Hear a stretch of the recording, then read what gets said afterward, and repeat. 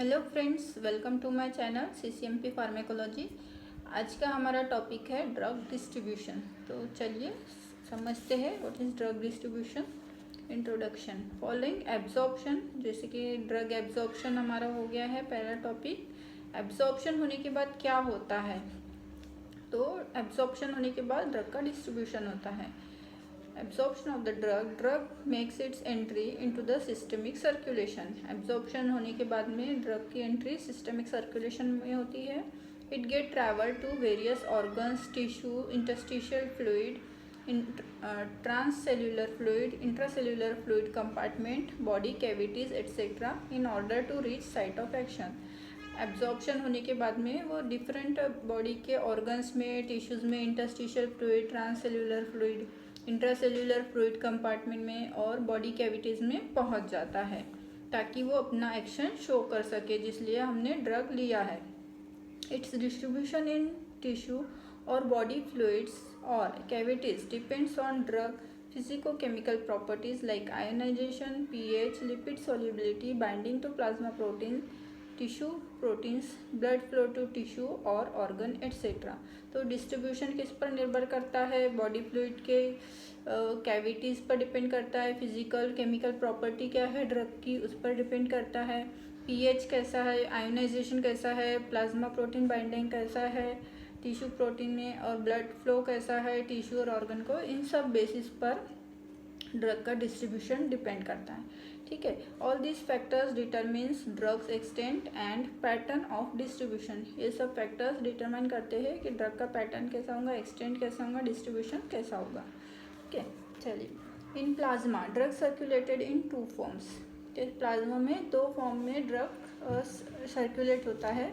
एक होता है free form, that is unbound, bound नहीं होता है, और सेकेंड है bound to plasma proteins, plasma protein को बाउंड करता है। Unbound drug is present in plasma and tissue fluid. Free form of drug is available for pharmacological action, metabolism and excretion.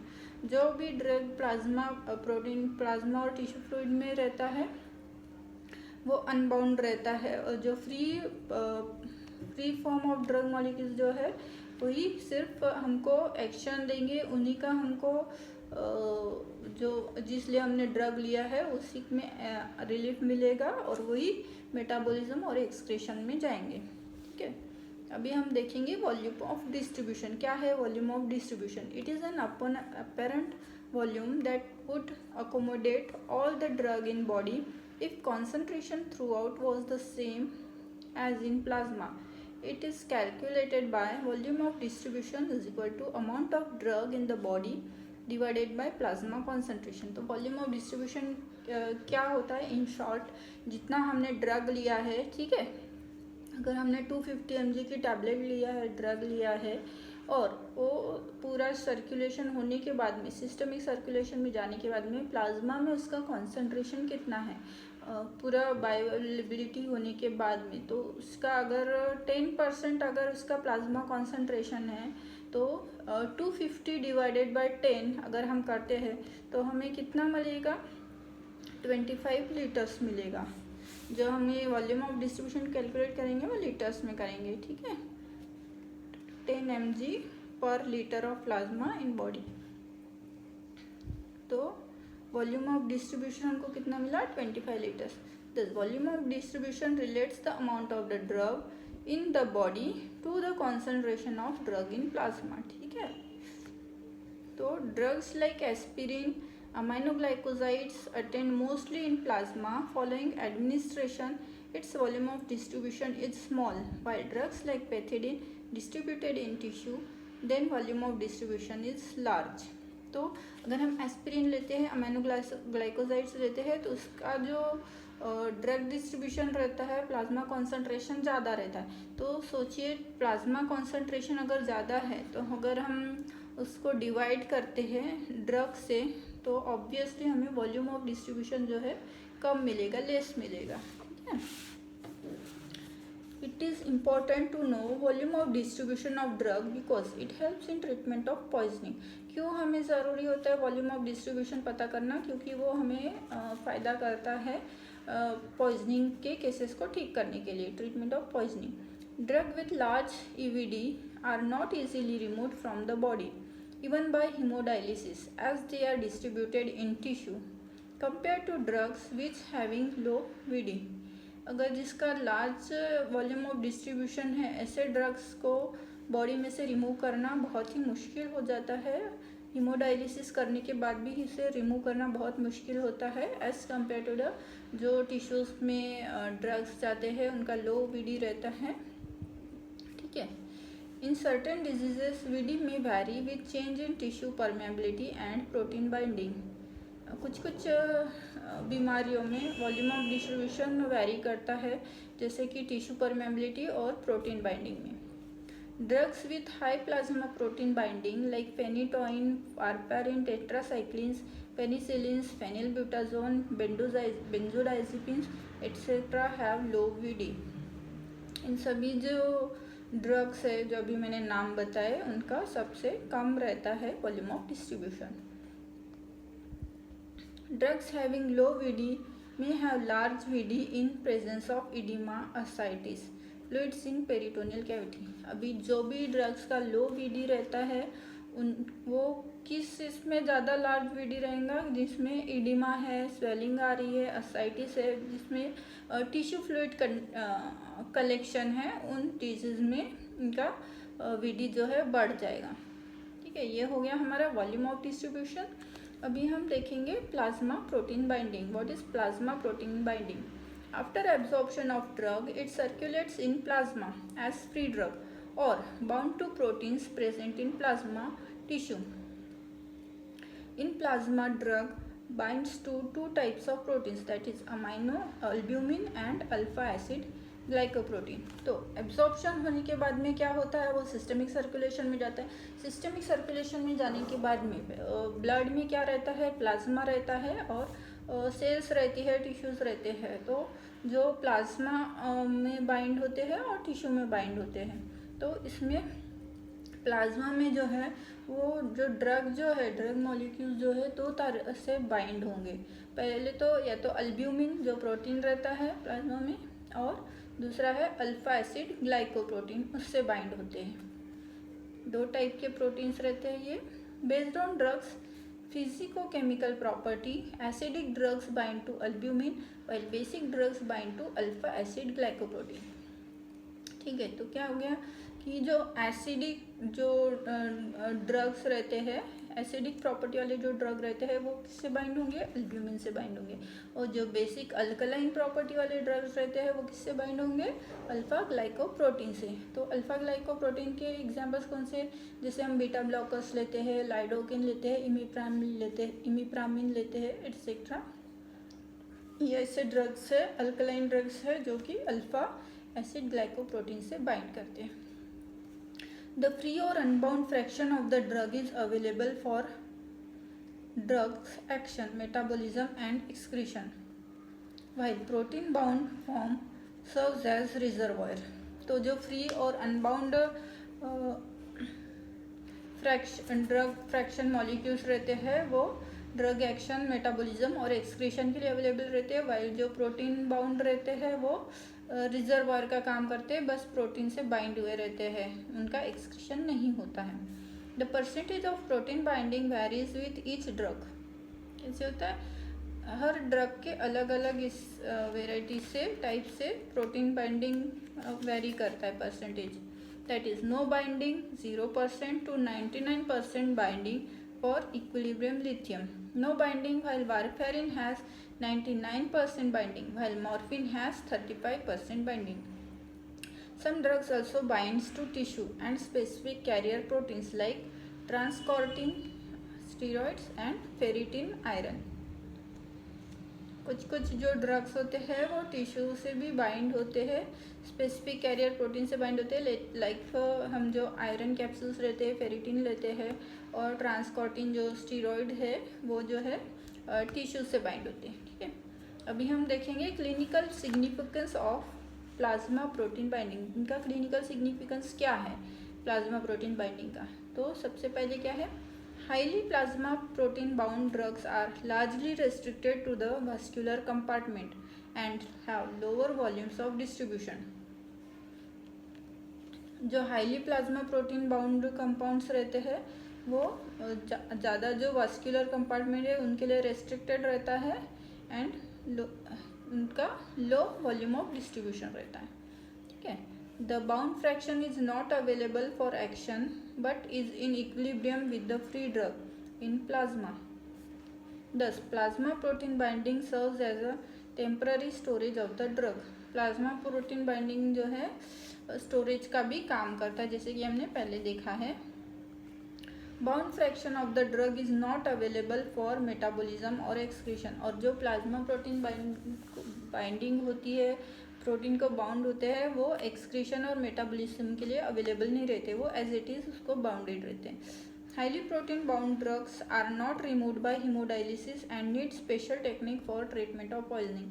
अब ऐसे जो प्रोटीन को बाउंड होते हैं उनको बॉडी से निकालना भी बहुत मुश्किल होता है। हीमोडायलिसिस भी अगर हम करते हैं तो भी वो नहीं निकलते हैं, और ऐसे में अगर पॉइजनिंग का केस है और वो प्रोटीन से बाइंडेड है तो वो इरिवर्सिबल में जाता है, उनको निकालना बहुत मुश्किल हो जाता है। तो उसके लिए स्पेशल टेक्निक हमें अपनानी पड़ती है। Significant displacement interactions can occur if two drugs complete for the same binding site on the plasma protein. Example: phenylbutazone can displace tolbutamide from its binding site. Increase in the free concentration of tolbutamide, excessive fall in blood glucose level.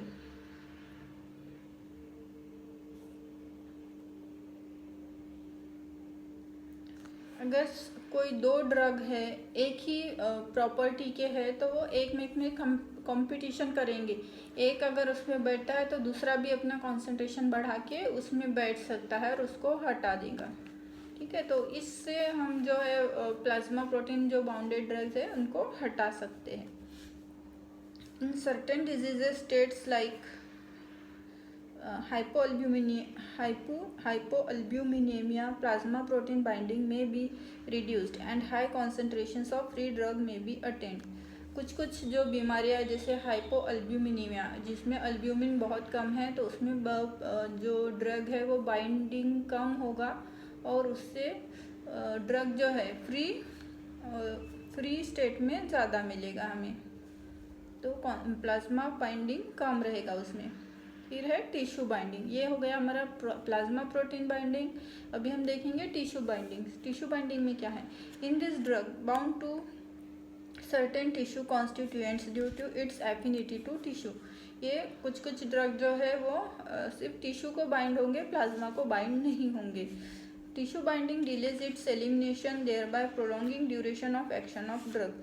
तो tissue में अगर bind होता है तो वो body में धीरे धीरे अपना एक्शन शो करेगा और जो ड्रग का जो एक्शन है वो प्रोलॉन्ग कर देगा। टिश्यू बाइंडिंग के हम एग्जांपल देखते हैं।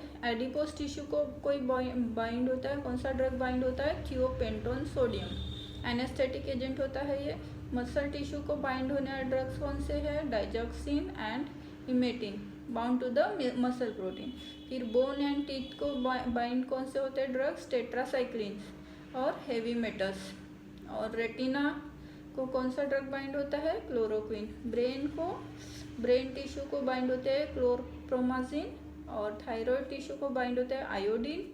आइरिस को बाइंड होता है एट्रोपिन। तो ये सारे ड्रग्स हम डायरेक्ट दे सकते हैं उस जगह पे, क्योंकि ये टिश्यू बाइंडिंग में प्रॉपर उसी टिश्यू में बाइंड होते हैं इसलिए। फिर हमारा टॉपिक है रीडिस्ट्रीब्यूशन। रीडिस्ट्रीब्यूशन क्या है? डिस्ट्रीब्यूशन तो हमने देख लिया, तो अभी ये रीडिस्ट्रीब्यूशन क्या है, ठीक है। क्या है redistribution? High lipid soluble drugs like thiopentone when administered IV और inhalation route get initially distributed to organs with high blood flow like brain, heart, kidney. Later to less vascular organs or tissue like muscle, fat. This terminates its action of such drugs. Following withdrawal of drug, following plasma concentration from highly perfused sites or organ. तो क्या हो गया redistribution? High lipid soluble drugs like थियोपेंटेन जो है, अगर हमने IV route से दिया या फिर इन्हेलेशन रूट से दिया तो क्या होगा, वो तो डायरेक्ट सिस्टमिक सर्कुलेशन में जाएगा, ब्लड में जाएगा, तो वो अपना एक्शन जो है तुरंत शो कर देगा। और फिर जब वो बाकी टिश्यूज़ ऑर्गन्स में जाएगा तो वो उसका एक्शन जो है धीरे धीरे शो होगा, क्योंकि वो टिश्यू में जाएगा इसलिए। तो फिर उसका जो एक्शन है वो स्लो हो जाएगा, इसलिए वो रीडिस्ट्रीब्यूशन हो जाएगा ऑर्गन्स टिश्यू में जाके, इसी को बोलते हैं रीडिस्ट्रीब्यूशन। पहले सिस्टमिक सर्कुलेशन इन्हेलेशन में जाके जल्दी से एक्शन शो करेगा और फिर वही ड्रग जो है कैपिलरीज में, टिश्यूज़ में, सेल्स में जाएगा तो उसका एक्शन फिर से होगा, दूसरा होगा, रीडिस्ट्रीब्यूट होगा। More the lipid solubility of drug faster is it's redistribution. अगर कोई लिपिड सॉल्युबल ड्रग है तो उसका फास्टर रीडिस्ट्रीब्यूशन होगा। Example anaesthetic drug thiopentone sodium injected IV induces anesthesia in 10 to 20 seconds and its effect terminated in 5 to 15 minutes due to redistribution। अगर कोई हम anaesthetic drug देते हैं थियोपेंटोन सोडियम IV तो उसका 10 to 20 सेकेंड में ही हमको एक्शन मिलेगा और फिर उसका जो रीडिस्ट्रीब्यूशन के बाद में 5 से 15 मिनट में उसका एक्शन कम हो जाएगा। फिर फिफ्थ है हमारा, देखते हैं blood brain barrier. Blood brain barrier क्या है? Capillaries in the brain are tightly engulfed by neural tissues and capillary endothelial cells are having tight junctions and thus do not have pores to permit passage of non-lipid soluble and ionized substances। क्या होता है brain में? Brain capillaries रहती है और neural tissues रहते हैं और कैपिलरी एंडोथेलियल सेल्स रहते हैं। वो इतने टाइटली बाइंड रहते हैं एक दूसरे से, इतने टाइटली मिले हुए रहते हैं कि इसमें से कुछ भी पास होना, कोई भी ड्रग मॉलिक्यूल पास होना मुश्किल रहता है। ठीक है, तो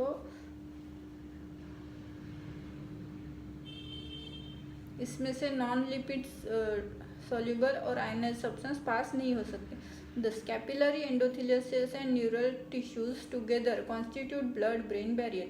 Capillary endothelial cells और neural tissues दोनों मिलके ब्लड ब्रेन बैरियर बनाते हैं ताकि कोई भी आमजाम मेडिसिन, कोई भी ड्रग हम देते हैं तो ब्रेन तक ना पहुंच सके। जो ड्रग हमको ब्रेन टिश्यूज तक, ब्रेन सेल्स तक पहुंचाना है, बस वही ड्रग्स हम पहुंचा सकते हैं। जो ड्रग्स ब्लड ब्रेन बैरियर को क्रॉस करते हैं वही हम ब्रेन सेल्स को ठीक करने में यूज़ करते हैं।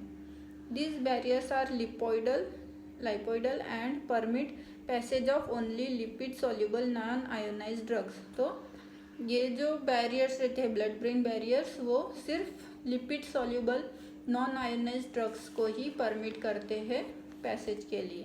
ठीक है, non lipid soluble drugs can't cross these barriers. Non lipid soluble जो ड्रग्स है वो ब्लड ब्रेन बैरियर को क्रॉस नहीं कर सकते। Example streptomycin, penicillin, accept during inflammation of meninges which increases permeability of the barrier. इससे कि स्ट्रेप्टोमाइसिन हो गया, पेनिसिलिन हो गया, सिर्फ और सिर्फ जब मेनिंजेस में इन्फ्लामेशन होता है, मेनिंजाइटिस होता है, बस उसी टाइम में ये जो ड्रग्स है वो ब्लड ब्रेन बैरियर को क्रॉस कर सकते हैं, क्योंकि तब जो है सेल्यूलर जो बाइंडिंग है वो कमज़ोर हो जाती है। Enzymatic blood brain barrier. Enzymatic blood brain barrier क्या है? Does not allow catecholamine, acetylcholine 5-HT histamine to enter brain. ठीक है, एंजाइमेटिक ब्लड ब्रेन बैरियर क्या है कि वो कैटेकोलामाइंस, एसिटिलकोलिन 5-HT और हिस्टामिन को रोकती है ब्रेन टॉस करने के लिए। The blood brain barrier is deficient in CTZ where even non lipid soluble drugs may exit from CSF is not dependent on lipid solubility. Bulk flow of CSF with the drugs dissolved in it occurs through arachnoid villi. Tight junctions between adjacent endothelial cells and glial cell processes surrounding the blood brain capillaries constitute the blood brain barrier. ये वही same है। फिर हम देखेंगे placental barrier. तो blood brain barrier हो गया, अभी प्लेसेंटल बैरियर। क्या है प्लेसेंटल बैरियर? जो lipid soluble drugs freely cross placental membrane while lipid insoluble drug cross to much less extent। अब इसमें भी जैसे ब्लड ब्रेन बैरियर में भी lipid soluble drugs blood brain barrier cross करते थे, तो प्लेसेंटल मेम्ब्रेन को भी ये क्रॉस करते हैं। लिपिड इनसॉल्युबल ड्रग क्रॉस नहीं कर सकते। Thus the drug taken by mother can cause unwanted effects in fetus। इसीलिए प्लेसेंटल बैरियर को क्रॉस करते हैं, इसलिए मदर को जो है हमें सोच समझकर कोई भी ड्रग देना है, कोई भी ऐसा ड्रग नहीं देना है जो कि लिपिड सॉल्युबल हो। Lipid soluble drugs with low molecular weight easily cross placenta compare to high molecular weight. जो भी लिपिड सॉल्युबल ड्रग है लो मॉलिक्यूलर वेट के, वो इजीली प्लेसेंटल बैरियर को क्रॉस कर सकते हैं, जबकि हाई मॉलिक्यूलर वेट वाले ड्रग नहीं कर सकते। Such drug require transporters thereby limiting the fetal exposure to such drugs।